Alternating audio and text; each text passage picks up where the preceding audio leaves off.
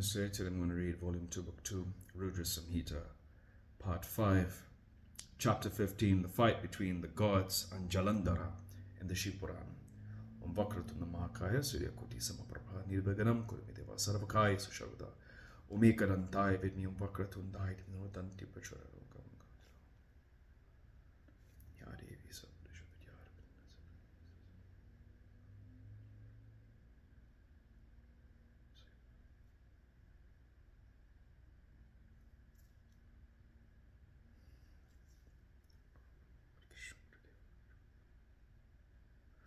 Hari Om Tat Sat. Once the son of the ocean, the noble-hearted husband of Vrinda, was seated along with his wife and the Asuras. The brilliant Bhargava came there joyously, illuminating the 10 quarters as the embodied brilliance. On seeing the preceptor coming, the Asuras were delighted in their minds, and bowing to him, the son of the ocean too respectfully bowed to him. After bestowing his benediction on them, Bhargava, the storehouse of splendor, sat on a beautiful seat. They too resumed their seats as before. Then the heroic son of the ocean, Jalandhara, saw his assembly and was delighted to observe that his sway was unmitigated. Seeing the headless Rahu seated there, the son of the ocean, the emperor of the Asuras immediately asked Bhargava. Jalandhara said, "O Lord, by whom was this done to Rahu?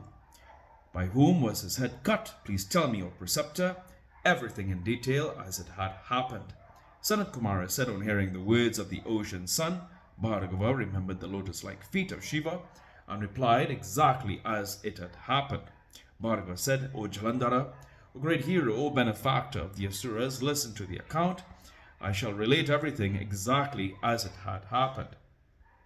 Once there was a strong hero, Bali, the son of Virochana and great-grandson of Hiranyakashipu.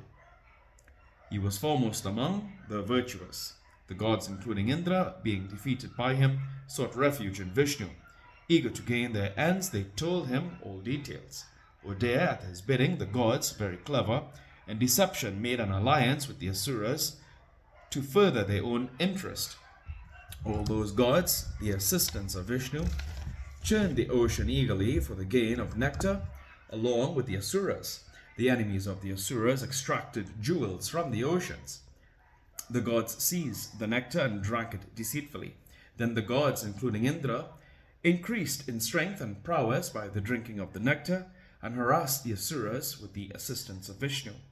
This Vishnu, who is always a partition of Indra, cut off the head of Rahu as he was drinking the nectar along with the gods. Sanat Kumara said, thus Bhargava narrated in detail the story of the headless Rahu, of the churning of the ocean, pursued by the gods for the gain of nectar, of the removal of the jewels, of the drinking of the Amrita by the gods, and of the harassment to the Asuras.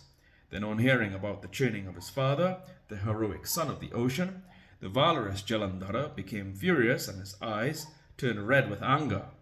Then he called his excellent emissary, Gasmara, and told him everything what the wise preceptor had said to him. He then lovingly honored the clever emissary in various ways, assured him of protection, and sent him to Indra and his messenger. Gasmara, the intelligent emissary of Jalandhara, hastened to heaven, where all the gods were present. After going there, the emissary entered the assembly of the gods. With his head kept straight as a token of haughtiness, he spoke to Lord Indra. Gasmara said, Jalandhara, the son of the ocean, is the lord and emperor of all the Asuras. He is excessively heroic and valorous. He has the support and assistance of Bhargava. I am his emissary. I have been sent by him. I have come to you here. My name is Gasmara, but I am not a devourer. He is of exalted intellect. His behest has never been defied. He has defeated all the enemies of Asuras. Please listen to what he says. Jalandhara said, O base god, why was my father the ocean churned by you with the mountain? Why were all the jewels of my father taken away? What you have done is not proper. Return all of them to me immediately. pondering over this, come along with the gods and seek refuge in me. Otherwise, O base god, you will have a great cause to fear. You will run the risk of the annihilation of your kingdom. Sarat Kumara said, on hearing the words of the messenger, Indra, the lord of the gods, was bewildered. Remembering the previous incidents, he was frightened as well as angry. He spoke to them thus. Indra said, he gave shelter to the mountains who were terribly afraid of me. Others too, some of my enemies, the Asuras, were formerly saved by him. It was due to this that I took away his jewels.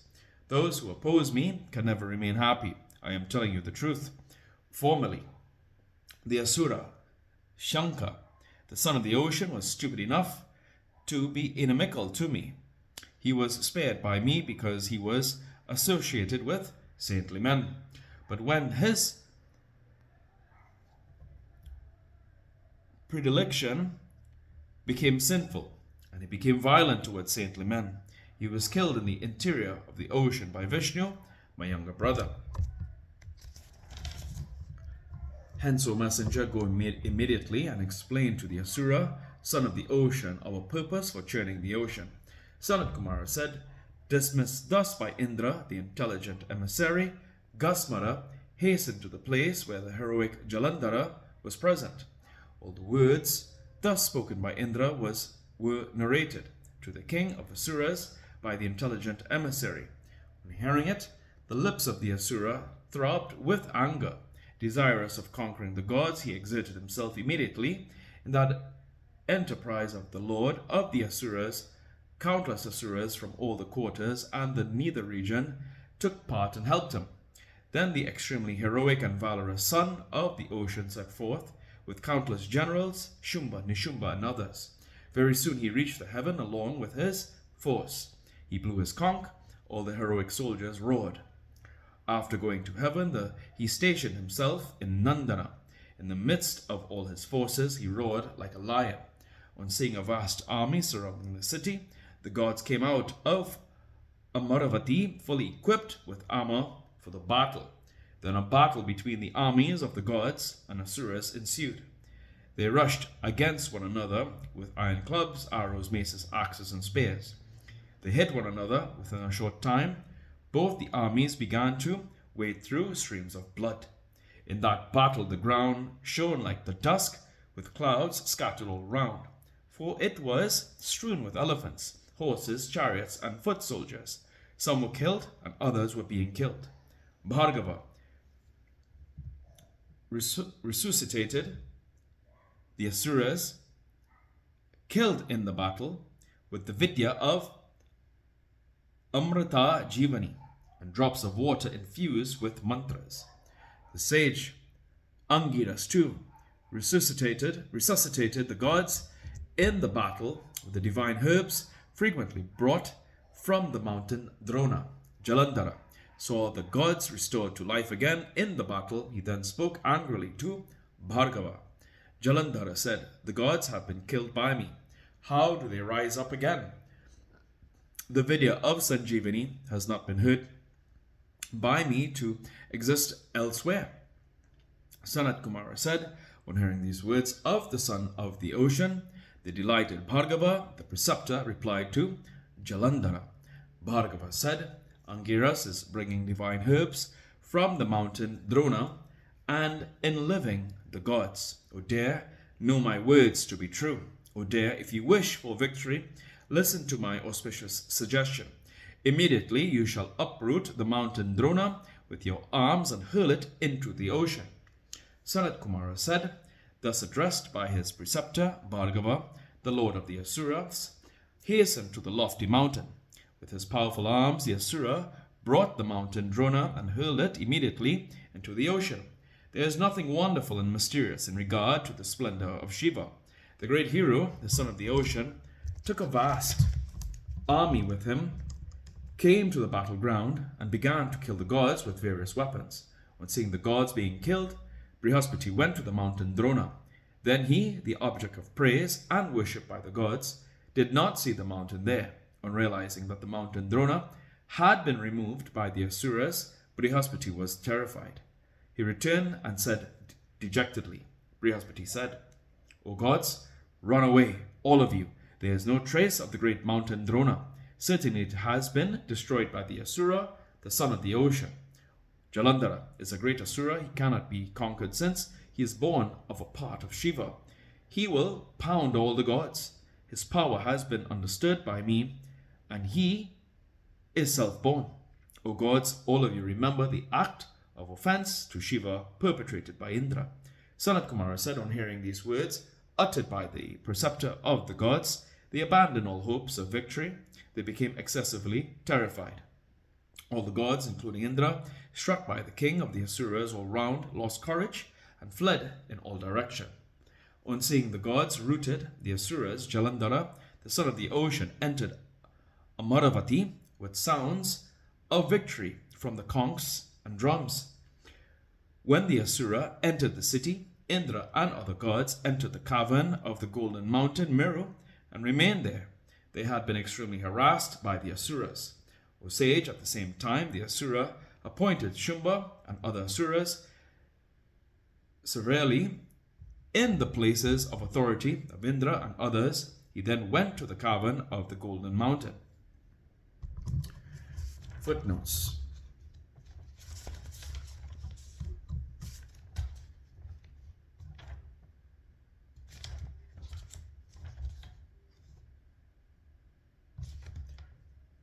Okay. 207, the Ocean of Salt. Lavanam Bodhi stands to the west of the Indus of this ocean. Sindhu Sagara Sanghama is the place where Jalandhara was born.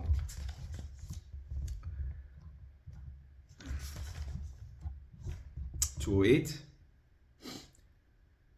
Kalanini, the great Asura, was the son of Virochana and the great-grandson of Hiranyakshipu. His daughter Vrinda was married to Jalandhara.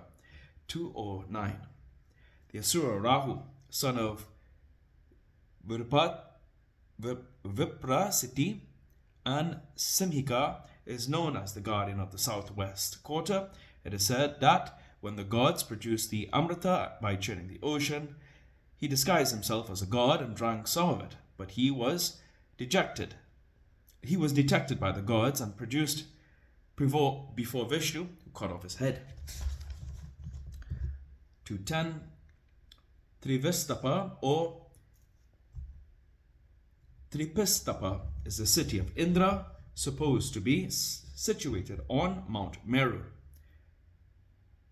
Sudharma, 211. Sudharma is the hall of Indra.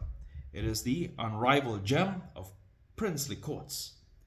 212. The Asura Sankha was killed by Vishnu for his defiant and oppressive attitude. 213. Brihaspati is called Angiras. In fact, Angiras, born of the coals from the semen of Prajapati, was the father of Brihaspati. 214. It is a mythical mountain abounding in herbs, efficacious for restoring the dead to life. It was thrown in the ocean by Jalandhara to prevent the gods using its herbs for the resuscitation of their dead. However, there is a mountain of this name in Kuman, 16 miles from Ranikhet in the district of Almora. Amrita Jivani was a secret law that restored the dead to life. This was the exclusive possession of Bhargava Shukra, the preceptor of the Asuras. 215. It is the mythical capital of Indra's heaven, situated on the golden Mount Meru. I believe that is pertaining to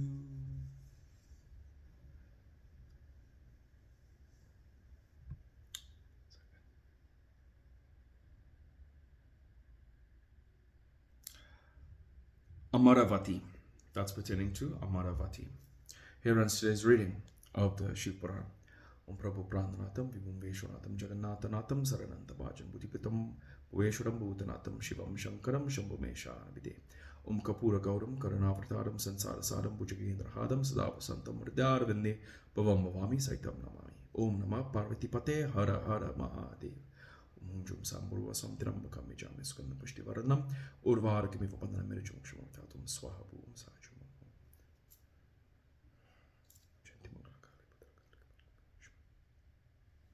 Om Tiva Mata Chapitatma, Tiva Banduscha Sakatma, Vidya Dravinam Tumi Motiva Sarvam Mavati Om Shanti Shanti Shanti. Hari Om Tat Sat.